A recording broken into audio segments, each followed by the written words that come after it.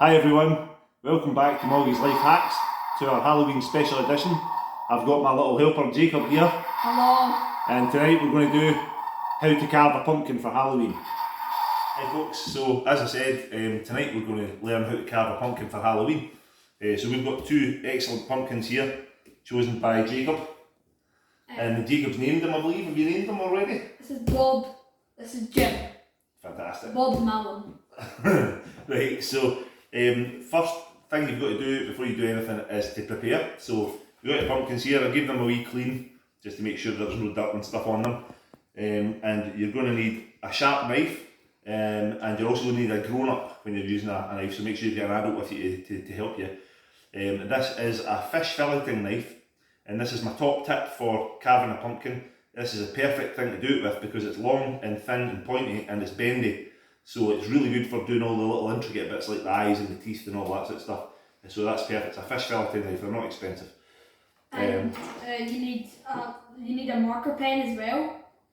Okay. And the idea with the marker pen is so that you can draw what your pumpkin's going to look like first. And you can cut it. Yeah. With the knife. So you make sure that you draw it first, and then you know you're happy with it before you start cutting it. And then if not, you can rub it out with like a wet paper towel or something. Yeah, that's right, and then you can have another go at it. That's well said, Jacob. Good point. So you're going to need to know how you want your pumpkin to look. Now, Google is really handy for that, so you can just put in pumpkin designs and you'll get loads of different ideas. So that's what we do, and we'll show you the ones that we've chosen in a wee second. So we've looked at Google and we've chosen our designs that we want, and Jacob's chosen quite a traditional pumpkin face design, and that's going to be quite straightforward. So it's a good one to start with if you've not carved a pumpkin before. Remember to always let the adult do the carving of the pumpkins because these knives are very sharp. And I've chosen this design, which is a bit like out of a nightmare. Game juice or something. I don't know. Yeah, maybe. Yeah. So it's a wee bit different this idea. So this is another good point. This is quite a wide face design. So I think we're going to swap pumpkins, aren't we? Yeah. So I'll take the wider one because that's going to suit my design better. Pumpkins are all different shapes and sizes, so try to think about that when you choose your design. So this one should fit better on there, and that's roughly what it's going to look like. Okay. Okay, so we're going to start drawing our design onto our pumpkins now. Make sure they're nice and clean and dry, and choose a side of the pumpkin that suits best for the face to be on. This one slopes down a little bit here, so this is quite a small area, so that's not as good for the face. So I'm going to choose to do mine here, where there's quite a lot of area to draw the face on. What about you, Jacob? I'm going to do mine here. I don't know why, but it just looks better. It looks like it's got more space there, doesn't it? Yeah. Instead of around that side. Because this side's a bit sticky. Yeah, okay. And then this bit's... That's better. That's cleaner, yeah. Alright, so shall we start with Jacob's one? Okay. Okay. Maybe want to plan how you're going to put the eyes, so maybe start with an eye there, and an eye there, your nose there, and then the mouth round here like that. Okay. So that gives you a little guide. Okay, so Made mine too small. So Jacob's made the eye a little bit small here, so the good thing about using a pen is that you can wipe that off and you can start again and there's no harm done, whereas if you start cutting right away and you make a mistake, then you can't go back.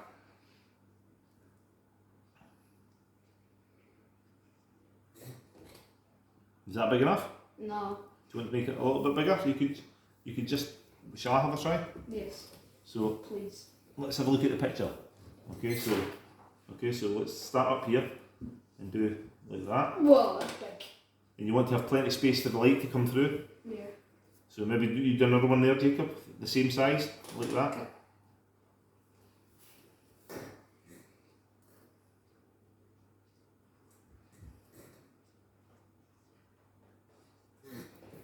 That's good. Good one. Excellent. Okay, and then I'm going to have a shot at doing mine. So I want the top of the eye one to be up here, another one to be up here, and then the nostrils are close in here like that, and then a big wide mouth that goes from halfway up the face, right round, and then halfway up the other side. It's going to be quite freaky, that one. Alright guys, so we've drawn our faces on our pumpkins and we think they match our designs quite well, don't they, Jacob? Yeah, mine doesn't, but yours does. No, that's good. And the spaces are nice and wide, which is good to allow the light through from your candle. So now we need to have a hole in the top to allow you to put the candle inside. And I've got a good tip for this as well, 2 good tips for this. So if you come in close and have a look, when you're going to draw the hatch, I'm going to draw it round here and make it wide enough that you can get your hand in. Okay, and always put a little notch at the back. And the reason that you do that is when you cut this out and you're going to put it back in, you know exactly where it goes, that it lines up and sits in nice. Okay, and also when you're going to start to cut out this hatch, you don't want to put your knife in straight down like that. You want to put it in at an angle like that. And the reason for that is if you do it at an angle, then the lid will stay, and if you cut it like that, it will fall right through. But if you cut it at an angle, it can't fall through.